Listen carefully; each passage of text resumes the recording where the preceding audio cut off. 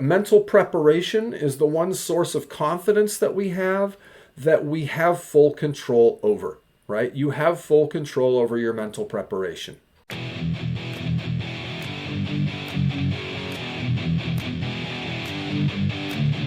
Hey, welcome back. It's chapter 5 here of Heads Up Baseball. We are using it as a personal development tool and as something that can help us make our lives better. That is what this is about.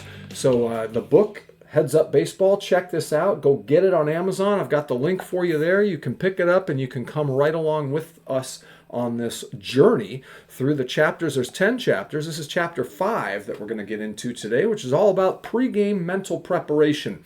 How to prepare mentally before the game, which is obviously a very important thing to do in baseball and would be equally important in life, right? You can mentally prepare yourself for your day. You can mentally prepare yourself for work. You can mentally prepare yourself for a major discussion that you have to have, for instance, a family discussion, something that went on with your kid, or something that's going on with your spouse or whatever it might be, or maybe you don't have any of those, it's a family thing, whatever it might be, right? But anything that is a pretty major deal to you, you want to mentally prepare for, right? It makes sense. At least it makes sense to me. I hope it makes sense to you. I think it does, which is, again, one of the reasons that you are here. I mean, we are like-minded people that gather here to come together and share knowledge with each other and help each other succeed. That is what Your Soul Source is all about. Check out the website. It's www.yoursoulsource.com/resources. That is where you can sign up for the email list, get the email newsletter, and then I will send you my notes for this book, Heads Up Baseball, as well as other kinds of wonderful things to help you. And what I really want is for you to share things with me that can help me and that can help others in our community. So that's what this is all about. That's what we're here to do. If you are getting benefit from this video series, like this video, subscribe so you don't miss anything else. You can share this video with others. You can write a comment down below. That's always great too, because I love to hear not only what you guys think of this material, but also how you can apply it in your life, how you recommend applying similar things in your life or in other people's lives. You can make recommendations for other people. They can all see that, and we can all kind of grow together, right? That's the whole goal here. So let's talk about chapter 5, pregame mental preparation, right? How to mentally prepare pregame. Mental preparation is so important because it is the one source of confidence that we have full control over. Okay? What do I mean by that? Well, confidence is something that, again, comes from within. We've talked about confidence previously in a different chapter. It comes from within. It comes from knowing that you are able to perform, that you are able to do whatever it is that you are trying to do. So if there's something new, a new task that you've never tried before, you don't have a lot of confidence in that task yet. And then as you get more reps and you learn more, then your confidence starts to grow because you start to get better results, right? So results-based confidence is good because it gives us confidence, but results-based confidence, let's listen to that closely, it is results-based. Can you control all of your results in your life? No, of course not. None of us can.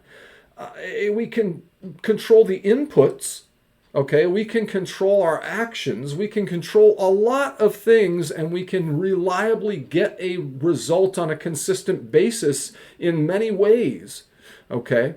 But you can't guarantee a result from taking a certain action, okay? You just can't. And, let's say, somebody might argue, I can guarantee, that I'll get to work on time every day, because I've got a system in place. Well, your system isn't going to do very well for you if, for instance, your car breaks down on the way to work. Or somebody slashed your tires or broke into your car or stole your car altogether, right?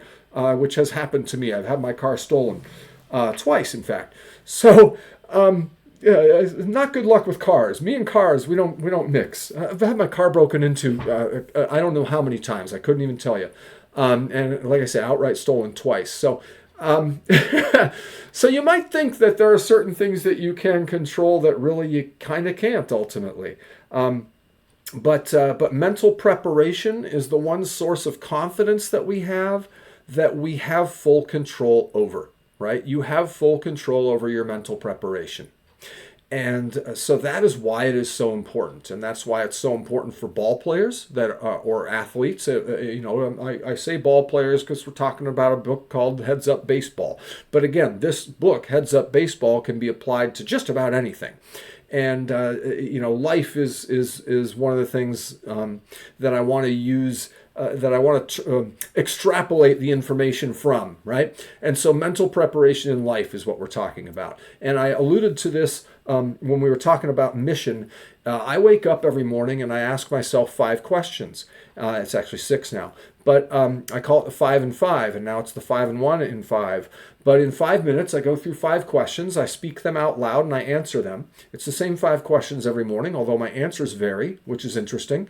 They have the same kind of thing. Most of the time, I start with the same kind of answer, and then it goes off into whatever comes to mind that day. It's a stream of consciousness thing. But what it does is it mentally prepares me for the day, right? Mental preparation is the first thing that I take control of when I wake up every morning. And I'm not saying that it's the right way to live. I'm just telling you what works for me, because maybe you want to try it. Maybe you have tried it for the last few days and you like it. Maybe you don't like it. Maybe it's not for you. I don't know. But that idea, that notion of asking myself these questions, it came from a guy that I really love to follow online. His name is Trent Shelton, and he's written some books. I'll feature one of his books at least here on the channel. But that book is where I got this idea of protecting your peace. That's what he calls it. Protect your peace. And, don't wake up and reach for that phone first thing, because all you're going to do is wind up going down the rabbit hole of Instagram or Facebook or whatever. You're going to see some online post that infuriates you, and now your day is off to whatever start it's off to based on social media. Okay? Protect your peace, all right? That time in the morning when I wake up, those first 15 it's 10 to 15 minutes, but then I have another little thing that I put on the end of that to make my whole routine. My entire morning routine is about 30 minutes. And this first 10 to 15 is all about my mental preparation, okay? And again, that is the source of confidence that we can control. All right. Positive feedback and good vibes and all. It's awesome. I love positive feedback, and I love to hear great things. Hey, you did a great job. That's awesome, right? We all like that kind of thing. We love it when our son or our daughter comes up to us and says they're proud of us, right? But again, those things are external, right? That's results based, or that's somebody else coming to you and giving you validation, right? It's a lot more effective. And let's say, I wouldn't even say more effective, I'd say more consistent if you can control that yourself, right? And so I control my mental preparation. And that's why, is that it helps me to get that consistency that I need in my day-to-day, okay? That helps me lock into my targets and lock into my vision and my mission, right? And I'm doing that first thing every morning, okay? So this is something that all the best ball players, they have some kind of a routine, all right? And in the book, they have an interview with Hank Aaron. Hank Aaron's one of the all-time greats in the game of baseball. If you aren't a baseball fan, maybe you even heard of that name, even if you're not a baseball fan. That's how big he is, or was, I should say, and when he played, and for some time after. But a legend of the game. And one of the reasons that he was so legendary was, at least according to him, his routine, his pregame routine, his mental preparation. And he would get to the ballpark and he'd see a handful of guys in the corner playing cards, and he'd see another guy on the phone over here, and he'd in the clubhouse, and he couldn't understand that. It didn't make sense to him. Why aren't you guys getting mentally prepared for what we are about to do? That was his mindset. and he visualized so extensively, and he thought about the different pitches he would see from the pitcher that day, that when he went up to the plate, it was his focus was automatic. Like he just trained himself. He mentally prepared in the right way for him, right? Now, these questions I ask myself in the morning, they're my correct mental preparation. And I know that. And I've been doing it for a while. And that's how I know, is it works for me, right? If it doesn't work for you, that's okay. But come up with something that works for you, that you can use, that when you wake up in the morning, you're doing that, okay? For 5 minutes, for 10 minutes, whatever it is, to set yourself up for the rest of your day. Many of you may do that already. I don't know. This is not an attempt to be profound. Please don't misunderstand this entire channel. This is not an attempt to be profound. It is simply something that I'm doing while I read through books to convey the information and the way we can use this stuff in our lives and the way I use it in my life. And that's all. And I'm hoping that I get that kind of information from others of you who are successful as well, so we can all collaborate, and maybe I can find something that works better for me, right? That's one of my goals here. So one of the big things with mental preparation, going back to Hank Aaron and how he played the game, he also visualized success, okay? And that's a big deal and a really big thing when you're doing your mental preparation. Always visualize the successful result. Always visualize yourself winning. Visualize things going the way you want them to go. Visualize things happening and unfolding in a way that favors you. All right? There is no reason not to. Okay? You are in control of that, and you are in control of how it affects you, your visualizations, right? How they affect you. So visualize the successful result. Okay, in baseball, that would be visualizing putting the fat part of the bat on the ball. Visualize the pitch coming in, and wham, I whack it with the fat part of the bat, right? That is the proper visualization, I guess you'd say, if you want to succeed in baseball, okay? To succeed in a sales encounter, if you have a sales call coming up, visualize it. Visualize the successful result. If you want to talk to yourself and role play it out and talk to yourself. I talk to myself all the time. I mentioned that in the other video. There's no reason that you shouldn't, all right? And I mean out loud. I don't mean your internal monologue. So again, like when you're visualizing, it's really important to visualize the successful result, okay? Because that is going to clue your whole system in. That's going to, your subconscious and your conscious mind and everything all get to come together in harmony, looking at a successful result, okay? If you sit around all day thinking about how bad you're going to play, and going back to the book again, but this is an example they give. If you sit around thinking about how bad you're going to play all day, and how many errors you're likely to make, I don't know why anybody would even think about that kind of stuff, but I guess they do, some people, and they have trouble getting out of their own head in that way. You can expect to play poorly if that's how you're visualizing, right? If that's if the thoughts that you're having are of failure, quote unquote, or of setbacks or negative, quote unquote, thoughts, whatever that means, right? Then you are going to get those results, right? So visualize the positive outcome, visualize success, visualize things going the way that you want them to go. All right? Because what that does is it puts you in a state where you are prepared to win. And when things don't go your way inevitably in the encounter, and they don't go exactly as you visualized them, you now have a target that you can get to, right? You have a visualized target, so you can figure out how far off are we here? And how can I get more toward this side here of this visualized success that I had? Right? This idea of succeeding, where are we in relation to that, and how can I get back there, right? How can we drag it over that way, okay? So visualizing success is really important, all right?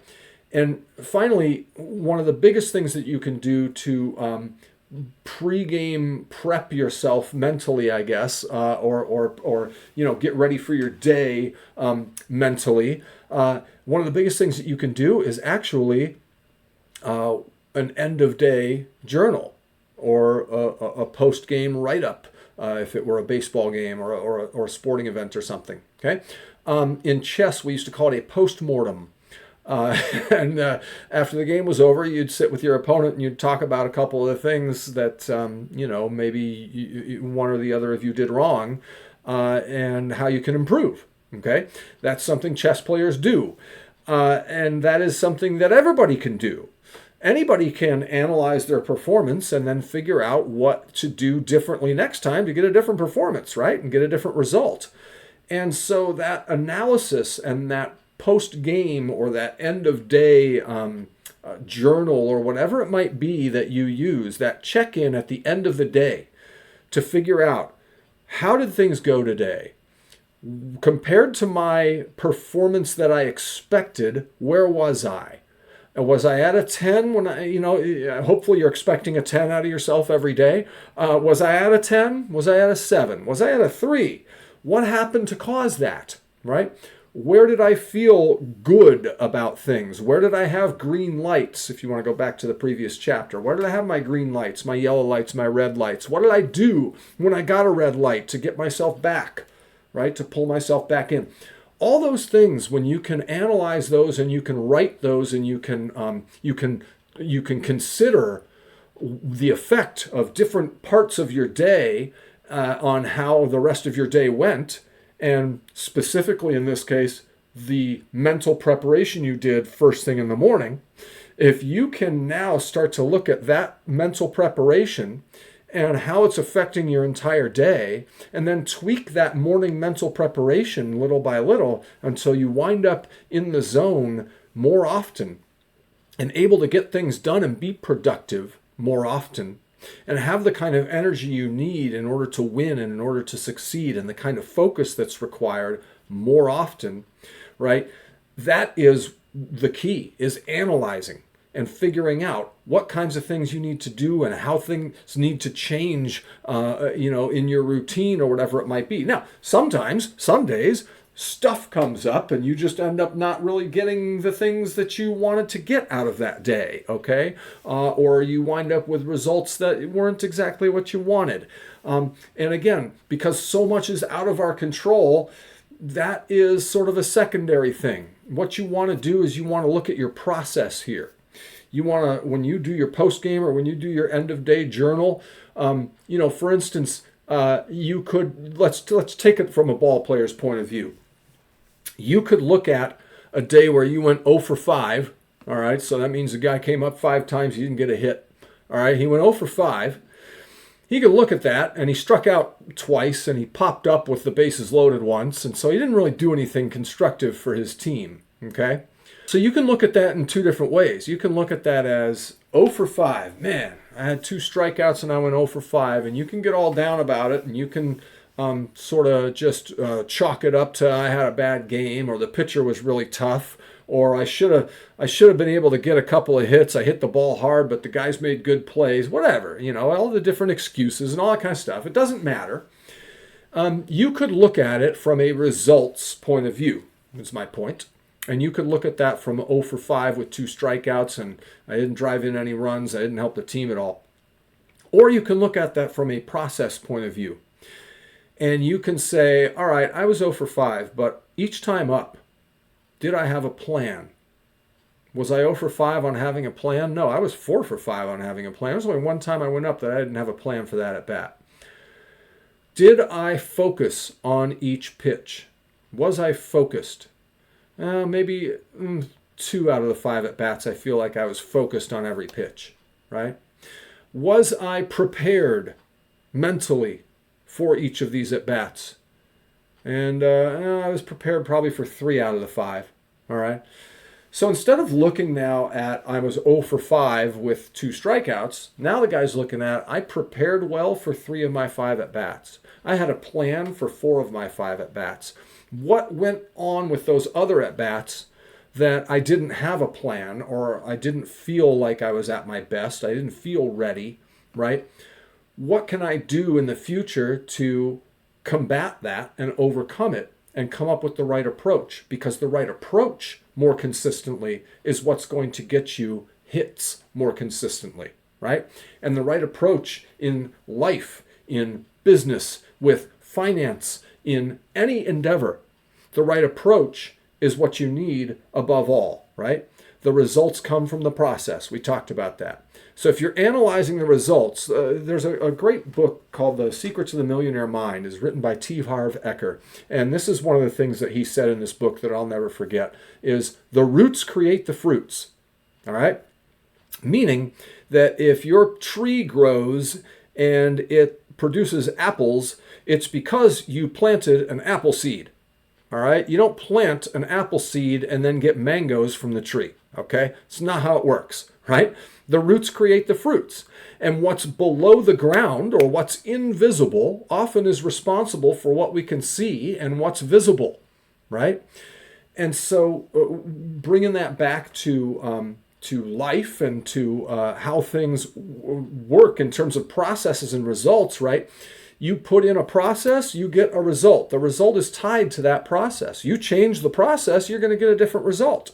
The roots create the fruits, right? So you cannot concern yourself with trying to change results that already happened. Okay, those are in the past. You can't do anything about those. Focusing on one pitch at a time and being present is all about letting everything go that already happened and being here now to create something new that you want, right? When you do that creating process, that's the seed that you're planting. And you're going to get a result that's based on that. You can't change the result once it's there. Once the tree produces apples, you can't change them into mangoes, okay? You had to plant the right seed in the first place, okay? That's the point. And so the roots create the fruits.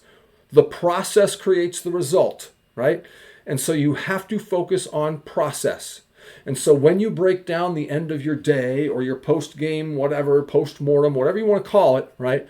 When you break this down, when you journal at the end of the night or whatever you do to do this, and I highly recommend this practice, and I highly recommend journaling because you can, even if you never read the journal entries, just getting them out and writing them down just gets it out, right? And it gets it somewhere that now it's not in your brain cluttering things up anymore, right? But the more that you do that, and when you do go back and look at those past writings, you can see the path that you've traversed, right? You can see where you were and where you are now. You can see the different little tweaks that you made along the way because a month ago on a journal entry you wrote that this wasn't working very well, and so you stopped doing it and you replaced it with some other habit, and that habit has taken you to a new level, right? So all of that can be done, but only if you are doing the analysis, right? And so that analysis then, where this all is coming back to, and I got a little long-winded here, so thanks for sticking with me, but that analysis is then what feeds back into your mental preparation so that next time you can be better prepared. And next time, and you can be better prepared each time as you go, because you're analyzing and figuring out what it is that you can do better, what it is that you can do differently. What went well? What didn't go well? Was I better today than I was yesterday? That's one of my favorite journal prompt questions. And what things can I do differently? As soon as tomorrow, or maybe at some point in the future. It doesn't have to necessarily be tomorrow. But what can I do differently to change my results, right? That kind of thinking and that sort of process, that's going to help you get to the finish line faster as well. So again, if you are interested in watching more of this, subscribe, hit that like button if you're gaining something from this content. Leave a comment, about anything you want. And also, I invite you to head over to the website. That's at www.yoursoulsource.com/resources. You can get signed up over there to be a part of the community where we all work to succeed together. We chase success over there, and I want you chasing success with us. So drop me a line over there, and stay tuned because we're only halfway through the book. This is chapter 5. We got 10 chapters total. Chapter 6 is next. I will see you there. I'm good enough, I'm smart enough, and doggone it, people like me.